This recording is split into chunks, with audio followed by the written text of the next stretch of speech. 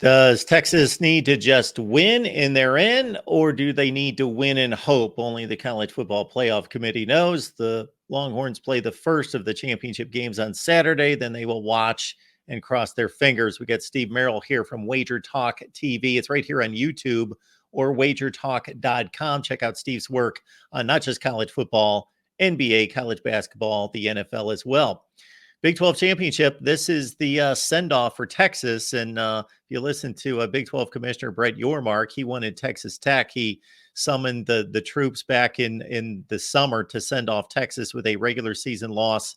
And now he's probably turning to Mike Gundy. It's a bad look for the conference when the best team is leaving for the SEC, but most likely that's the case because Texas is a big 15-point favorite against really a Cinderella story at Oklahoma State. Yeah, and we look at my database simulation, 10,000 games simulated on average has Texas winning by 15.5. I do like Gundy as somewhat of an underdog coach over the years.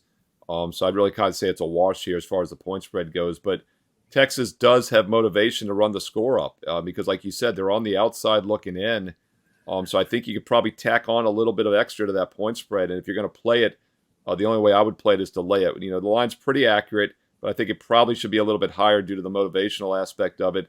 And there's also another reason that I would lean Texas here is that Oklahoma State doesn't have a great passing attack. So when they get behind in this game, which they should, as a 2-touchdown dog, they're going to have a tough time playing from behind. On the season, they only average 6.6 yards per pass. That's against teams that allow 7.1. Texas gives up 6.8, but they face teams that average 7.7. So this is a pretty big step down in class for Texas as far as facing the Oklahoma State passing attack. Both teams run for over 5 yards a carry, so Oklahoma State's going to have to keep the ball on the ground, keep it close. But Texas giving up just 85 rushing yards, just 2.9 yards per carry. Their strength has actually been the run defense. So matchup favors Texas. Situational spot favors them as well. And there's a teeny bit of line value. I make it 15.5. So if you're going to play it, I would lay it with Texas. And it gets back to a bigger question.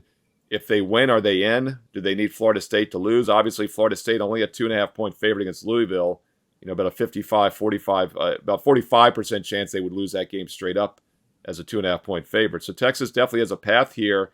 And I think, whoever loses the Washington-Oregon game on Friday night falls further behind. Obviously, Oregon would have 2 losses, but Washington's been so mediocre recently, you'd have to put Texas ahead of them. At least they should.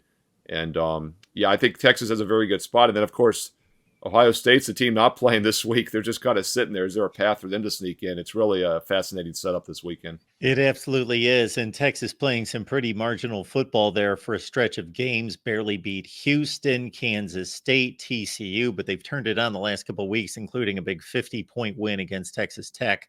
And if you want to make the comparison, Oregon goes to Texas Tech, needs an interception in the end zone called back, and a late second field goal to hold off Texas Tech while Texas blasted the Red Raiders by 50. Steve Merrill here from Wager Talk, college football, basketball, the NBA, and the NFL as well.